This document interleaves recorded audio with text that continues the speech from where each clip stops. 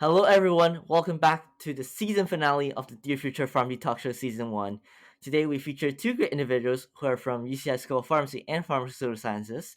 We have Dr. John Jones, who's an expert in laws and regulation within pharmacy. Welcome, Dr. Jones, to the show. Thank you so much. And we also have a current P2 student at UCI as well as one of our student producers here at the Student Network. Please welcome Mr. Alex Chau to the show. Hello, everyone. Thank you for having me here. Thank you both for taking time out of a busy day to come on our show. Let's get this started. So, Dr. Jones, would you like to describe a little bit about your journey in pharmacy so far? My journey really started when I was just a little boy. I had an uncle who went to pharmacy school, and I really admired him. And so I really didn't think of any other career path. But I've done different things in the career path over time than a lot of people that are in pharmacy as a profession. I was a native of Idaho. I went to Idaho State University. That was the school of pharmacy that was present in Idaho at the time. When I graduated, I moved to Alaska and I started practice in Alaska. And we had a small pharmacy, an independent pharmacy, a small skilled nursing facility, and a small hospital in a town of about 7,000 people in Sitka, Alaska. I had an ongoing relationship with a classmate at Idaho State from California. And she came up and practiced with me in Alaska for a while, but really wanted to get back to home, which was California. She was from the Bay Area north of us. At that time, the jobs available were mostly in chain store. And so we ended up moving to Southern California and both getting jobs in chain stores to start. But uh, I wanted to do something different, and so I started looking for opportunities, and I ended up working at UC San Francisco in the inpatient pharmacy and in the IV additive service a little bit later. And then finally, I ended up as director of home infusion for UCSF. So I did those things in kind of that order.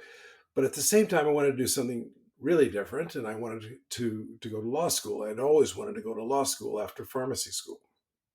One of my classmates at in pharmacy school kept saying, well, he wanted to go to law school next. He never did, but I thought it was a good idea, so I wanted to try it. Why would I choose that? Largely because uh, the main things that people were doing at the time, they were doing clinical residencies, they were doing masters in business administration. They had a number of different things that were more common, but hardly anybody was choosing law school. So I wanted to do something that would differentiate my practice and give me more opportunities, and that's what I did. I worked half time on the weekends, two 10-hour shifts at UCSF, and went full time law school at University of San Francisco, just across the park.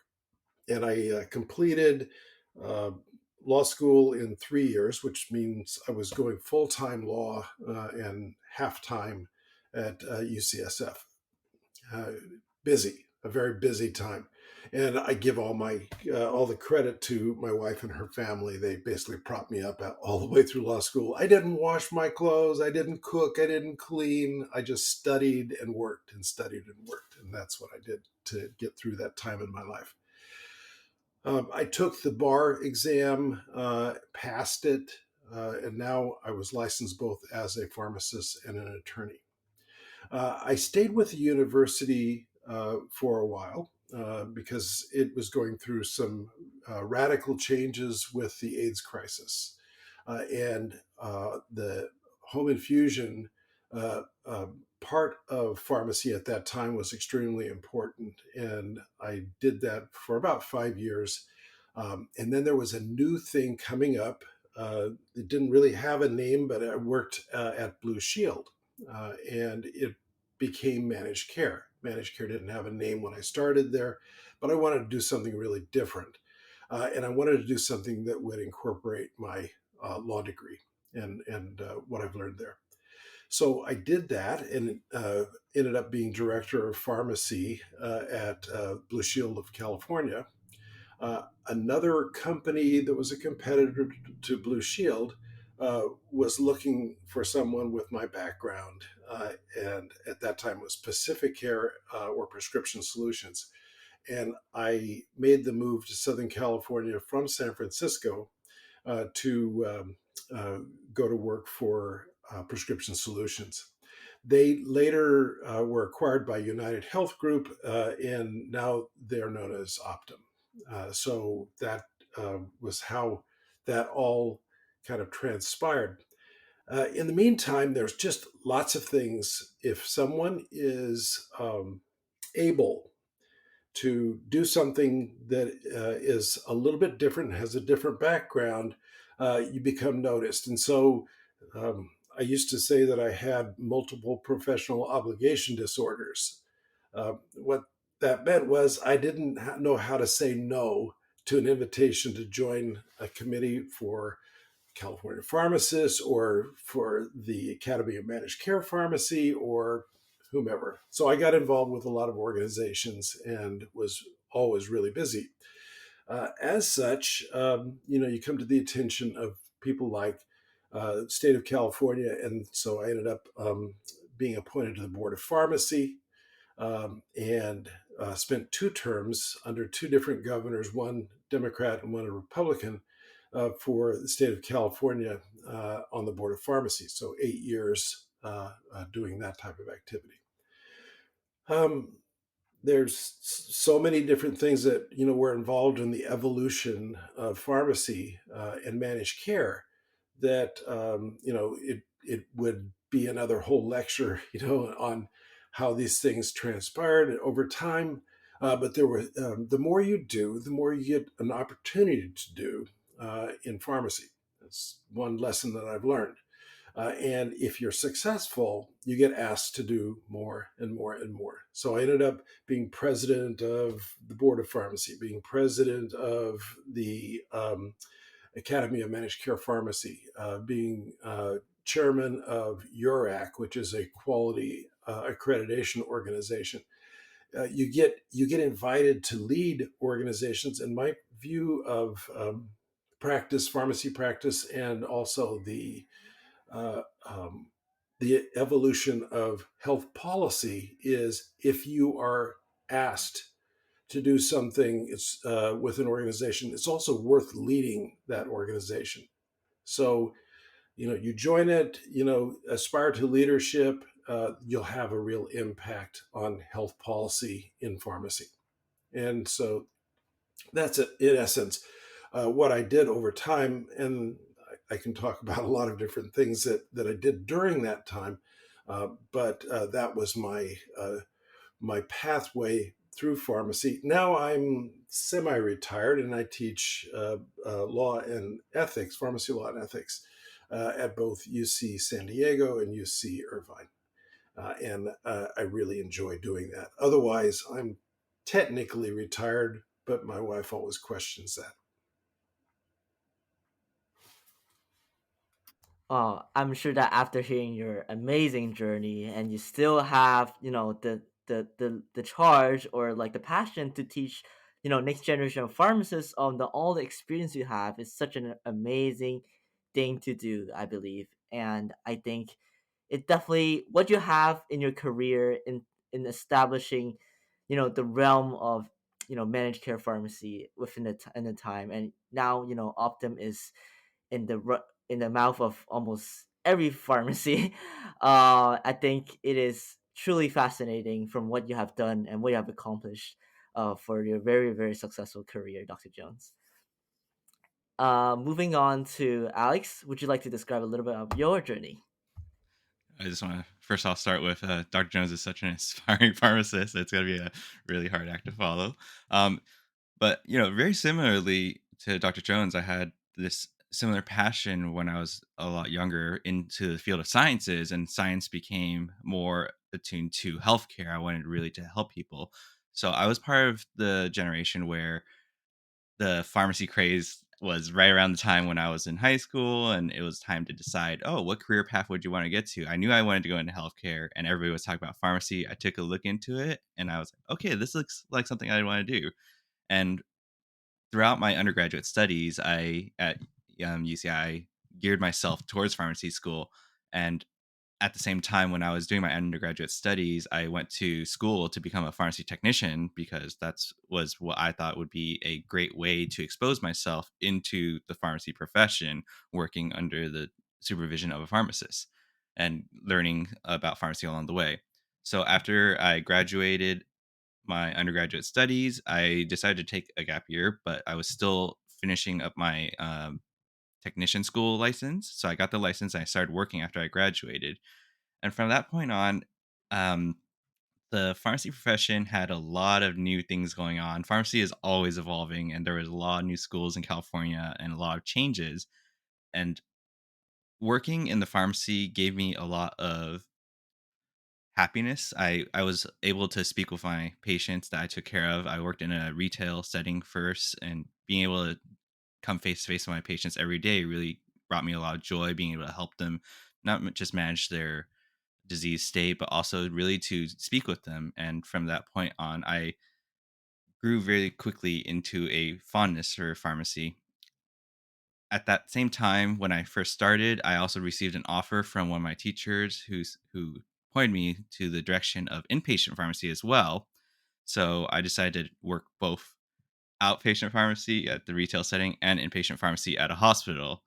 Um, at the same time. And I from that I was able to see different sides to pharmacy that I didn't think I'd ever see before. One being the pharmacy profession that normally everybody would see, right? You'd walk into a pharmacy, you'd see a pharmacist right behind the counter. They'd help taking your prescription, counsel you on your medication. But being able to see the inner workings of an inpatient pharmacy was also extremely fascinating to me.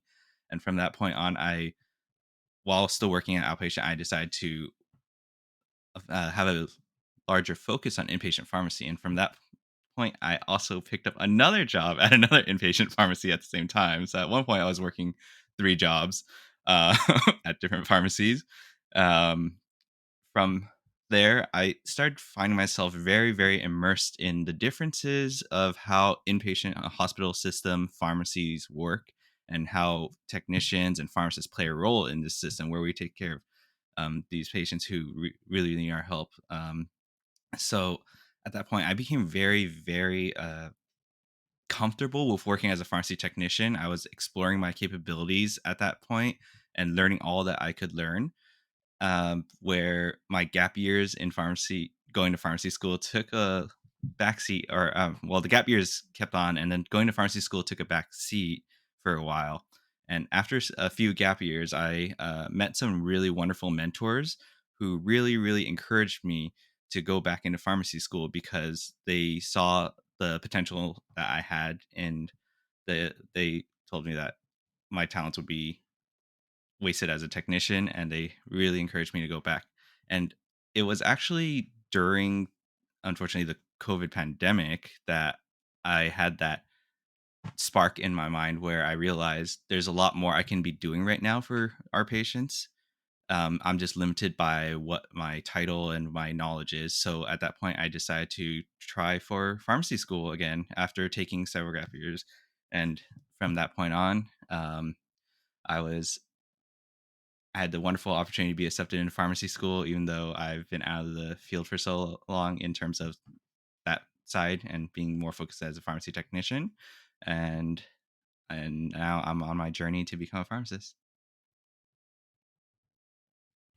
Sounds great, and I'm sure that a lot of pharmacy school would like to take you because you had that experience, exposure in pharmacy, and you have done so much, like to explore within those years, and like having three jobs at the same time, like just by being that and being able to gain exposure in both inpatient and outpatient settings is is not is it's definitely very very unique to like a lot of students who go into pharmacy school. So yeah, thanks for sharing, Alex. So, Dr. Jones, like a follow up question to what your journey talked about is that you told us that you always want to attend law school. Like, what intrigued you about like pharmacy laws or ethics or any like thing in general that you feel like you now were able to or previously were able to apply those knowledge in a managed care pharmacy setting? There were just so many areas that law applied. It, if you're contracting a pharmacy network, law applies.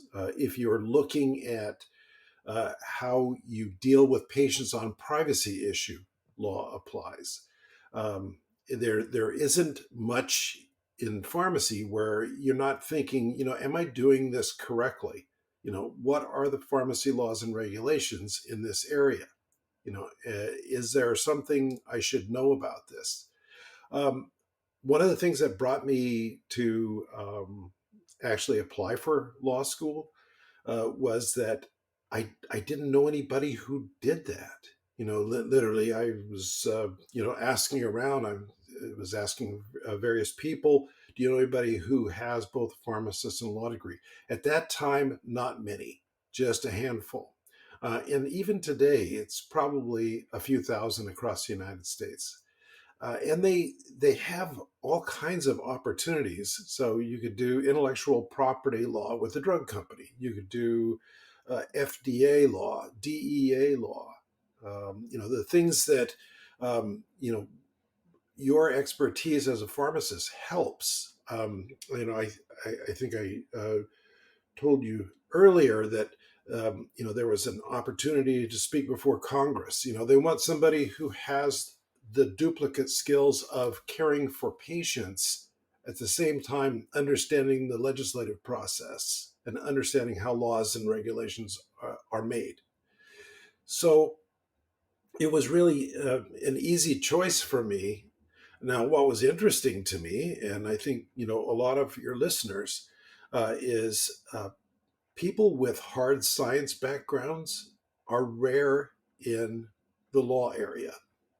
Mostly they're political scientists, English majors, history majors, those types of things.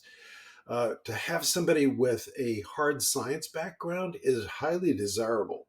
And so I didn't really apply, when I should have for law school, but I still got into 3 law schools because that background of having a pharmacy degree was very desirable, and it wasn't difficult to get in. The other thing is, I found law to be easier than pharmacy. Um, and people are like, "Oh, really?" And I was like, "Yeah, because in law you can argue things many different ways. In pharmacy, you usually have one right answer, and you're going off the best science of the day in making a decision.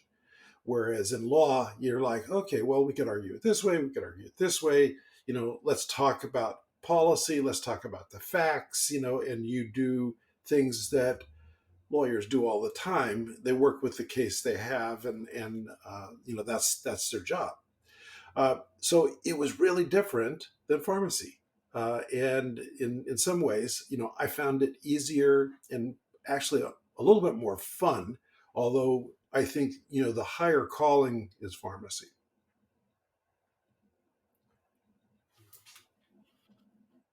Thank you so much for your response. I think it's what I was taught, as well is that just in my job, like my supervisor always tells me that law guides how pharmacy is practices. So it's important to understand what the law is interpreted and being able to apply to how pharmacy is practiced in overall. And I think what you just described there, I think it's really unique. I think it's again at this still moment of age, like there's definitely not that much people who has the like PharmD JD expertise as well. Although I do have maybe like a couple in mind, but I think it is very special for sure.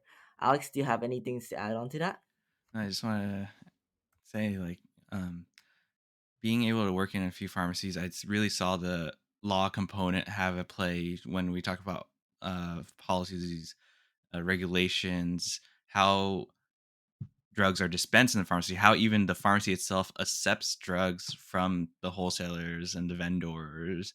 It's really has a large role, and being able to incorporate all that and understand all that is definitely a challenge, but it's very, very useful to have both that understanding of pharmacy as well as the understanding of the law that goes into it.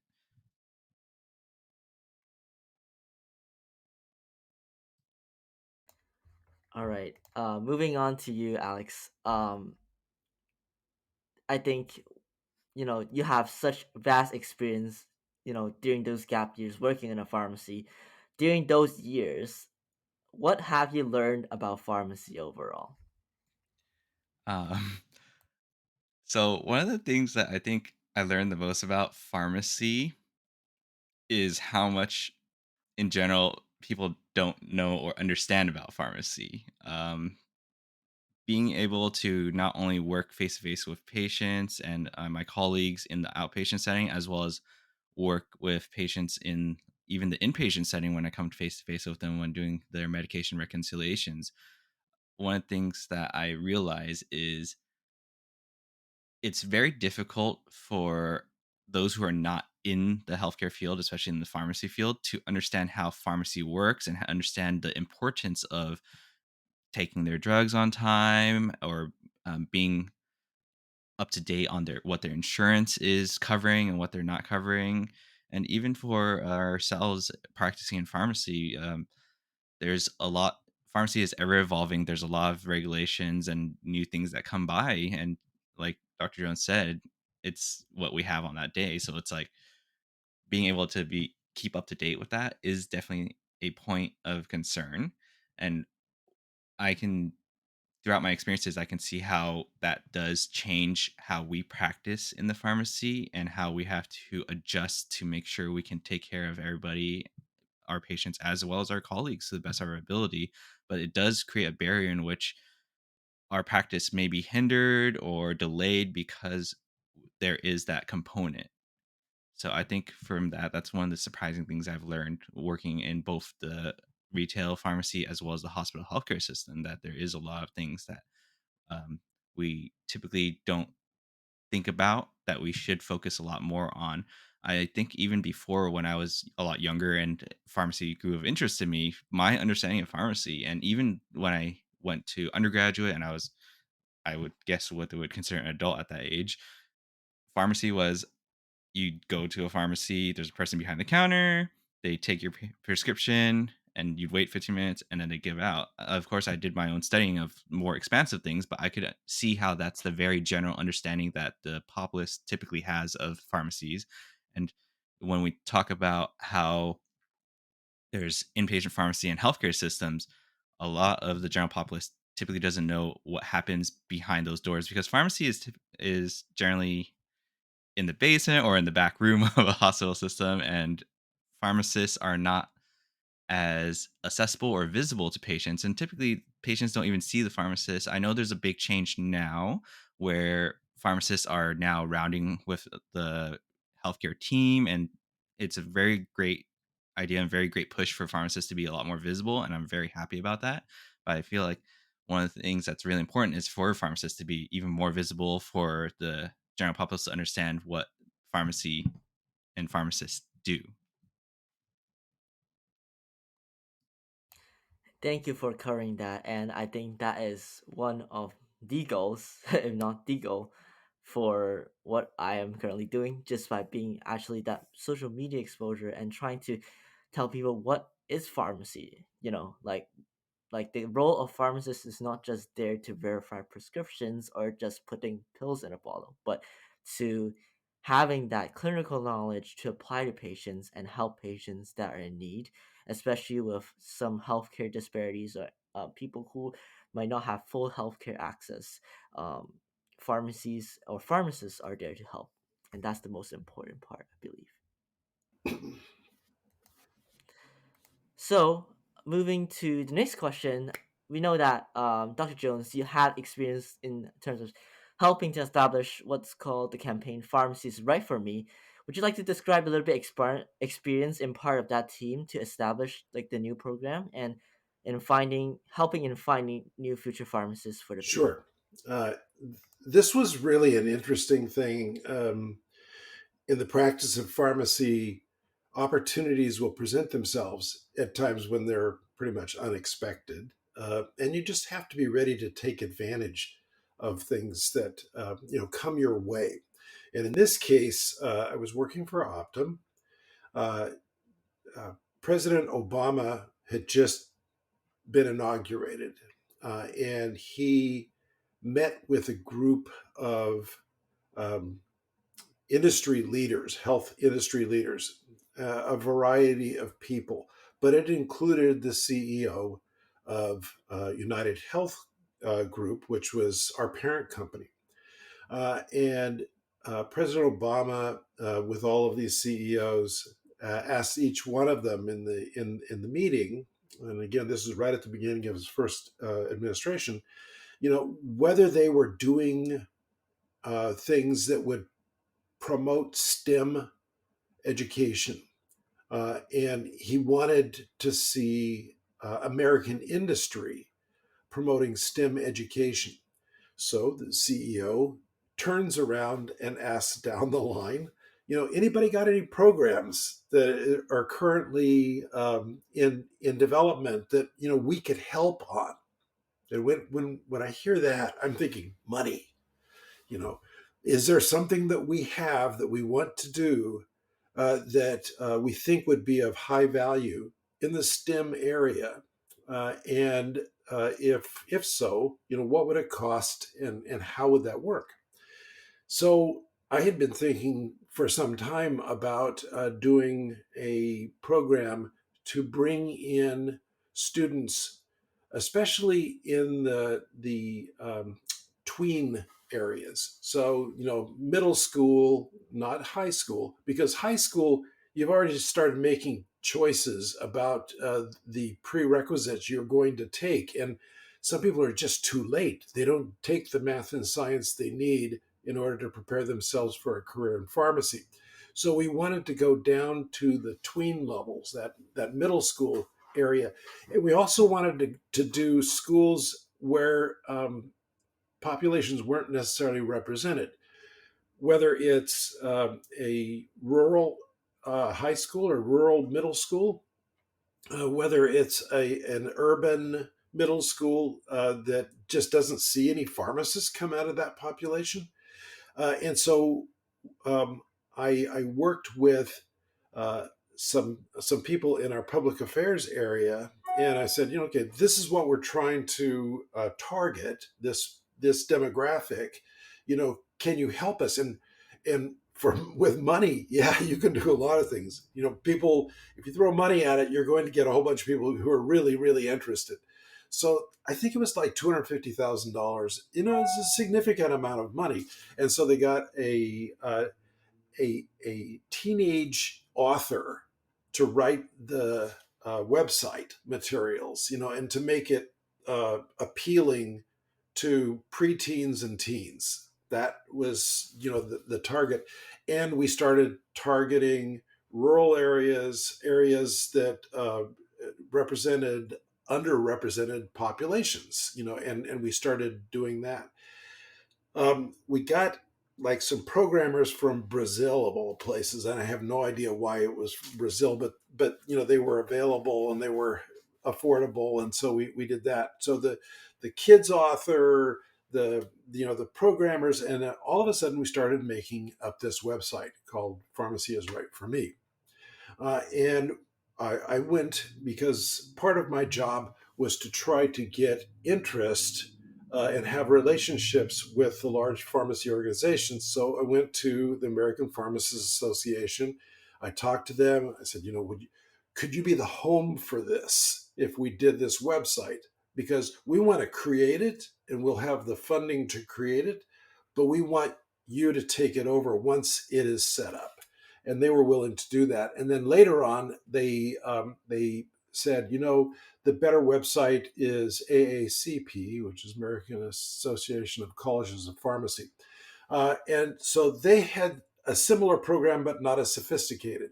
And so they ended up adopting this, and Pharmacy is Right for Me became, a real program that went out to a lot of preteens. And it was a really good descriptor of what pharmacy practice is like, what a pharmacy education is like.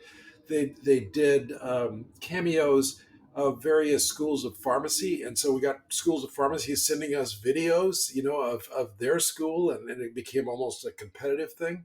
We had a competition among middle schools across the United States, and they would get at that time it was an iPad, but there was the iPads were early, so it was a big deal. And a trip to Washington D.C. to go to the American Pharmacists Association building on the mall and receive the award is a big deal. And all of this because President Obama said, do you have anything in the STEM area that you're doing that would help promote health professional education, to these populations that don't normally see it. And I was quick to step in and say, "Hand me the money. We can do this." And so it became an all-consuming thing for like about 8 or 10 months to put this together, and get it up and running and get it to the right home, and it's still in effect. A little bit different today than it was in those early days, but it's worthwhile doing these things, because again, we all see areas that are poorly represented in the practice of pharmacy, demographics, language. You need all areas represented, and this was an opportunity to do that.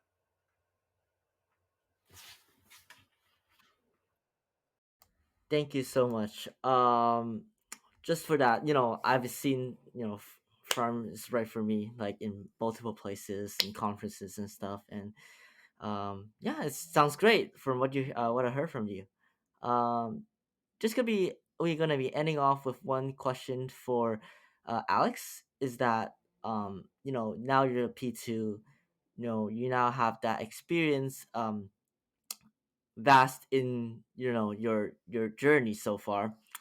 Describe how you as a future pharmacist would like to see potential changes implemented to the field for the better in the future. Ooh, wow, that's a good one. Um, One of the things, again, like I was speaking about earlier, the changes that I would like to see in the pharmacy field is really the goes right alongside with what Dr. Jones just spoke about, which is the representation and having people involved in pharmacy, knowledgeable about pharmacy, thinking about pharmacy. Um, we have at times where pharmacy is at a point where everybody's thinking about it. Much more recently, unfortunately, again, it was during the COVID pandemic where pharmacists came right to the front and everybody's like, "Oh, pharmacy," right? And there are times where we kind of had to take a step back. But one of the things that I would like to very much see in the future is, especially since I'm in pharmacy school and having time to talk to peers face to face, is having us, as well as practicing pharmacists, future pharmacists, those interested in pharmacy, really thinking about how we can elevate the profession and put ourselves out there at all times, whether it be being involved in things like this, even being involved in podcasts, being involved talking to legislators when we think about pharmacy policies and regulations. So the change I'd like to see is much more so that the future generations are lifted to think about how we can bring pharmacy out there and really, in a sense, stand on equal ground where we have a seat at the table when we talk about things where that involve patient care or decisions for the healthcare institution that we work for, or even the whole field itself. So, to conclude our episode, any words of advice for the pharmacy students who are watching, Dr. Jones? Yes, one of the things that I've noticed is there's still a real focus on grades rather than what you learn, and try to learn as much as you can. Not be too worried about grades, but focus on learning as much about pharmacy and as much about the healthcare professions overall, uh, and you'll be stronger for it. Um, and be mentors to other people, who are interested in the same thing. It'll be one of the greatest rewards you will have. Thank you so much. Alex, anything to add on? Yeah, I just really want to second what Dr. Jones just said about being a mentor to other people. I strongly believe that those involved in the pharmacy field should elevate those future generations that follow right behind us, because they're the ones who are really going to make healthcare even better for our patients, for those everybody's going to eventually need healthcare at some point, I would assume. So there's that. And then one other thing I would like to say is learning comes in all forms, and you can learn from anyone, and keep a very open mind. Those who are in the same profession as you, those who are in different professions, your fellow colleagues from the different departments. You can learn so much. So as long as you keep an open mind and keep learning, you'll do great things. All right. Thank you both, Dr. Jones and Alex, for concluding for us. And thank you both for joining me today. And I hope our viewers have enjoyed your stories and be inspired as future pharmacists to make a change in the future of pharmacy. That'll be it for season one. I hope you enjoy what we offer this show. Feel free to let us know, provide us feedbacks in the comments, what we can improve on. As always, hit the like if you enjoyed it and share this with your peers. Click subscribe and the notification bell for our latest content. Go give a follow on our social media. And thank you everyone for watching. We'll see you in future seasons of the Dear Future PharmD Talk Show.